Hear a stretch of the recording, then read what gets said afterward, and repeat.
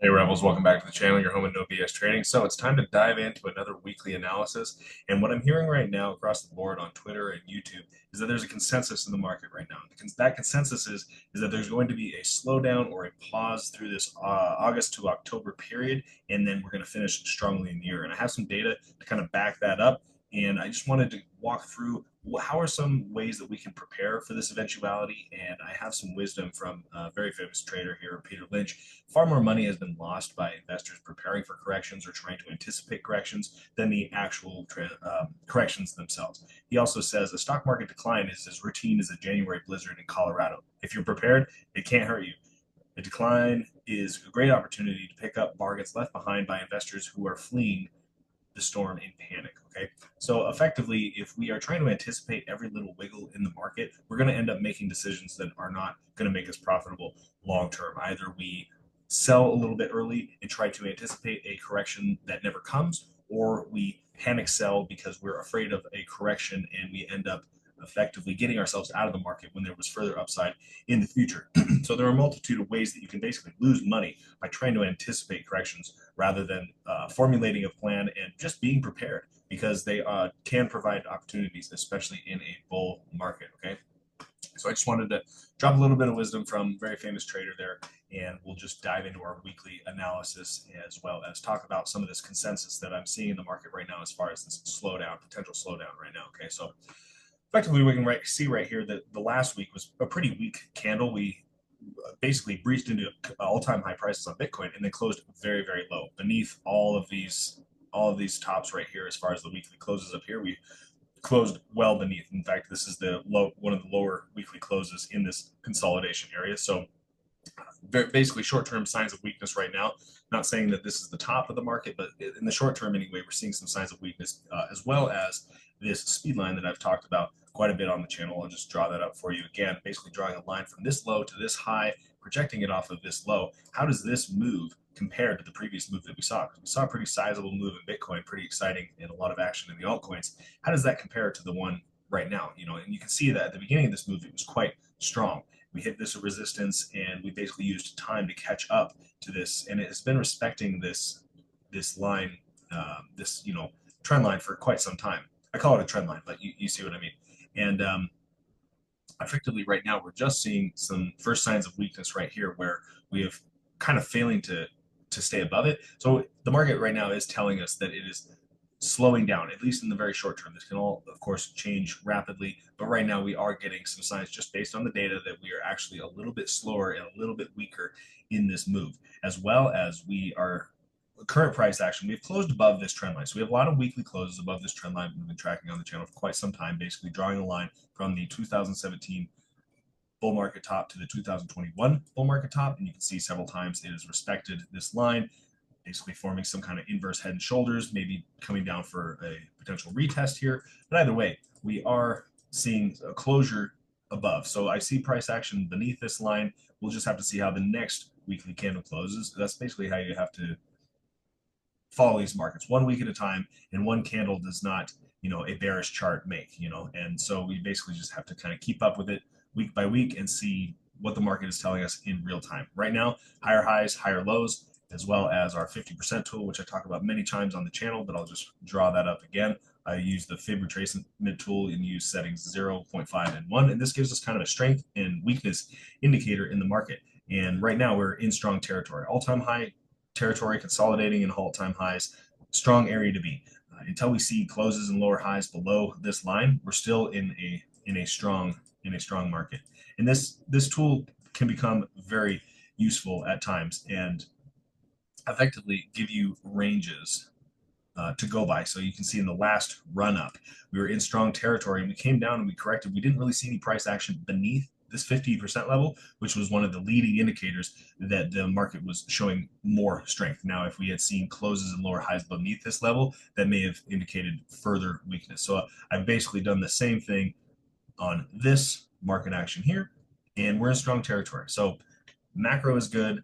Whether the short term, midterm, how that plays out, nobody really knows. And we're going to kind of dive into that. How can we prepare? So I'm going to just dive right into some cycle analysis. This is actually pretty cool. So what I've done here is I've compiled a couple different cycles to try to see, because history doesn't repeat, but it does often rhyme. And so markets will tend to follow a similar pattern, and sometimes they follow different decade cycles, meaning that, let's say, this year is 2025, it may have a very similar shape to 2015, 2095, 2085, and so on in that fashion. And what you can do with this tool that I have, the TIA crypto tool, I can actually blend a couple different cycles to get a composite to see, how which cycles kind of match up with the price action. And so far right now, I have basically a 5-year cycle and the 10-year cycle right now for Bitcoin seem to be pretty matching pretty consistently, and it really just helps give us the shape of the market. And you can see right now, just as anticipated across the board, we're kind of seeing a slowdown into the September October area, and then finishing the year very strong. And you can see that. Okay, so this is where we're at potentially right now. And I also have for the I also have for the NASDAQ something that's very interesting that we're following is the 5-year cycle on the NASDAQ as well. I don't know if you remember the COVID crash, but the COVID crash right here is what I have in the blue. So basically, that year, a fractal, basically starting in January to the end of the year, this is what COVID looked like. And you can see that this tariff scare, very, very, very similar market action, how we're seeing this play out. Kind of zoom in on a daily time frame. The shape of this is very, very consistent, and we can see also, interestingly enough, that in September through October we kind of have a consolidation, kind of sideways period. So it's unlikely that altcoins and Bitcoin are going to perform very well or outperform in this environment. Typically, as much as we like Bitcoin and altcoins, the stock market and does dictate, the environment that those higher risk assets do live in. So I just wanted to bring that to your attention. It's just very interesting how cycles seem to rhyme and structures of the market seem to be very similar. I mean, you follow this, and it looks like we could have some continued price action into September, which is very interesting too, because a lot of people are anticipating rate reductions right now, like a cut in rates, which would add liquidity to the markets. And basically right now, if you look at the Fed tool, there's like a 90% chance that they will cut rates. And so I believe that that's being priced in right now. And if we follow a similar shape to the market, we could see basically a rally into that rate cut. That rate cut is basically being priced in right now. So what a lot of people do when they're new to the markets, they assume that a rate cut would mean lower liquidity. So when that rate cut happens, then we're going to see markets go even higher. So you get really excited as the price rallies into that event, expecting even higher prices. If we can see these prices with lower or higher interest rates, imagine what's going to happen when they lower the interest rates. But unfortunately, you kind of get suckered in, and on that event, it can kind of be a buy the rumor, sell the news event. So anyway, a lot of different things lining up for the potential drawdown in the market with a strong finish of the year. That's kind of the consensus across the board. You do have to be a little bit careful when many people have the same consensus, because the markets will fool most of the people most of the time. This is not an easy game to play. Okay, we are also in the more end stages of the cycle where time is limited as far as that goes. But the good news is, anyway, that Bitcoin dominance is breaking down, and we are very near an overbalance in time and price as far as the Bitcoin dominance goes. When we see Bitcoin dominance fall farther for longer, it is an indication that this uptrend is nearing an end and is exhausted, and that we are finally entering this basically massive breakdown in Bitcoin dominance. That's what everybody's waiting for. This time is not necessarily any different, even though it may feel different or seem different. Typically, it's not different across the board. So Bitcoin dominance just coming down to test this trend line right here. So this is kind of another reason, like, we weren't necessarily, if you've been following the channel, weren't necessarily going to be surprised at a slowdown right now, at least in the altcoins, because Bitcoin dominance has yet to break this ascending channel. Basically, if I draw another trend line crudely and quickly, you can see that we're kind of just in this channel. And when we break down from that, I feel like that is when things get really exciting. But we just haven't had that. We don't have that confirmation yet. So kind of a pause right here. The Bitcoin dominance, meaning that Bitcoin is not going to yield to the altcoins, at least in the very immediate term. And then same thing with the USDT dominance. I've been talking about quite a bit on the channel, where we have this trend line right here. And what this means is, as USDT dominance goes down, typically that means that money is flowing from USDT into Bitcoin and other altcoins. And effectively, we look for other support zones to indicate the potential where a top in the altcoins could occur. And this trend line was one of the first ones I was tracking. You can see we zoom in, maybe it got front run a little bit. I mean, but it was still a very very accurate area to expect some kind of bounce, whether it's temporary or longer term, we don't know yet, but we have seen support on this yet again. And so we will see if that can break down in a larger way as the weeks and months come on. Perhaps we have a rally into this resistance line here, and that will kind of be that that low in the September October area that we're looking at, and then a further breakdown, hopefully potentially even below this level right here, which I think I have spotted over here. I think will be major altcoin mania, where you basically put your money into anything and you're going to make money. Okay. That is what we are anticipating. That's what the charts are suggesting as a potential. So we'll just have to continue week by week to come back to the see and what the data says and what the charts say, because it doesn't really matter what any other YouTubers are saying or what the hype is or what the narrative is at the time. The charts lead the way. The charts give you the data that you need, and that's basically, you're going to be a lot better off if you just stick to the data. Let's go here to the total 2 versus Bitcoin. I do like to see this is basically saying, what are the altcoins doing versus Bitcoin? And let me get this on a larger time horizon here so we can kind of see what I'm talking about. Altcoins typically don't outperform Bitcoin, and when they do, it's a very short window. You can see short windows of outperformance, and I believe that that's what we're entering right now. We did finally just break this trend just as we did in the previous cycle, and so we may be looking for another 5-wave structure to occur this cycle. Just the very beginning signs of this altcoin season just starting to pop off.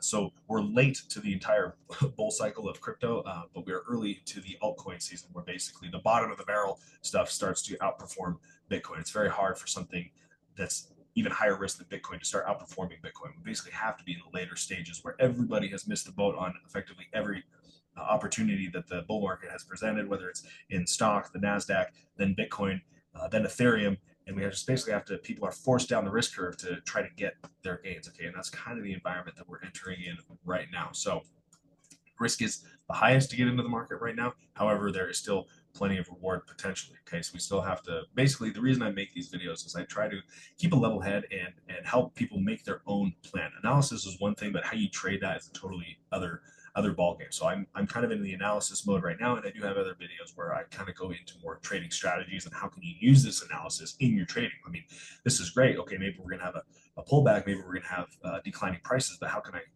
I put that into action? How can I position myself? Am I already positioned? Well, maybe I want to hold off on buying right now and adding to my positions, or maybe you have to come up with your own strategy that works for you. And basically, the biggest thing that you can do is manage your risk, right? And so that's kind of why I like to make these videos. So if you've made it this far, please leave a comment down below. Give me ideas on things that you would like to see. I can definitely go into deeper dives on analysis on any particular altcoin that you're considering, or I can talk a little bit more about leverage trading. I have plenty of videos on these topics, but if there's anything in particular that you would like to see, please let me know. Leave a comment down below. I'm definitely interested in making any content that you guys are interested in. So again, this is the others versus BTC. So the others is even farther down the risk curve. It's basically everything outside the top 10 versus Bitcoin. And you can see I've had this descending wedge, which is a bullish pattern for weeks and weeks. I've had this up and basically waiting for it to squeeze and choose a direction. And so far, it seems like it has chosen to break out to the upside. And so the next target for us right here would be this downtrend right here, and that we've basically been in a bear market for altcoins for the last several years, since 2022 effectively, and we're looking for that next expansion. So one thing to note is that in previous cycles we have at the very least gone to these levels before we've started a bull run in the altcoins. That is still on the cards. We haven't broken out of this downtrend. So until we break out of this downtrend, we're still kind of in a kind of a slightly higher risk environment. You can get lower prices here, but is technically higher risk. Once we break this trend line and that Bitcoin dominance breaks down from that channel, then we even have, it's a higher confirmation, giving us kind of an insurance premium that we are on the right side of that trade. Okay, so we don't need to panic. We don't need to panic that prices are falling. We don't need to panic to try to jump into the market. We don't need to FOMO into the market. We have time. Honestly, I tell you what, if you zoom out to the weekly time frame, it's going to help you a lot, because there's a lot of noise in the daily and in the middle of the week, but if you just zoom out to the weekly charts, it's going to help your trading out quite a bit, and it's just going to calm you down a little bit. You can just see how on a weekly time frame, let me just zoom in even to this as we're waiting for this structure to break. You can see that this structure, it takes time. This is weeks and weeks of data. And if you go into the daily time frame, you can just see how much more noisy it is and how much more choppy it is. It's a lot harder to get a read on the market than when you zoom out to that weekly time frame. Things kind of start to make sense. So anyway, hopefully that was helpful. Again, like I said, please like and subscribe, leave a comment down below, anything else you would like to see. Oh, let me just leave you on one note. I forgot to mention the exchange volume because I mentioned many times that volume is the lifeblood of markets. We just aren't going to see sustainably higher prices until we get that higher volume. This was last year, November, December period. We had increases in prices with increasing volume. That was definitely a bullish sign. But then when the volume started to decline, that's when we all started to basically get wrecked again. And the first signs of hope was breaking out of this downtrend effectively in the volume. And now we're just waiting to see what the market has in store. We've currently formed higher lows, which is bullish. We want to see if we're going to get higher highs or start consolidating at least in higher territory. Or are we going to get another fake out like we did in 2024, where we had to wait a longer period for the volume to slowly creep up before we had that next expansion. So anyway, that's something that we're definitely going to have to come back to week after week. Right now, I'm only doing weekly videos for the most part, unless I see something very interesting, just because I'm very busy with my own work. But I do like to come in every week and do weekly analysis and just kind of keep a level head. I hope that these videos are helpful. I really like to teach trading as well. So if there's any videos that you would like to see, any questions that you have, please leave a comment down below. I live and breathe crypto. I love this stuff. So yeah, I'd love to start a conversation, and see you next time, guys. Thank you.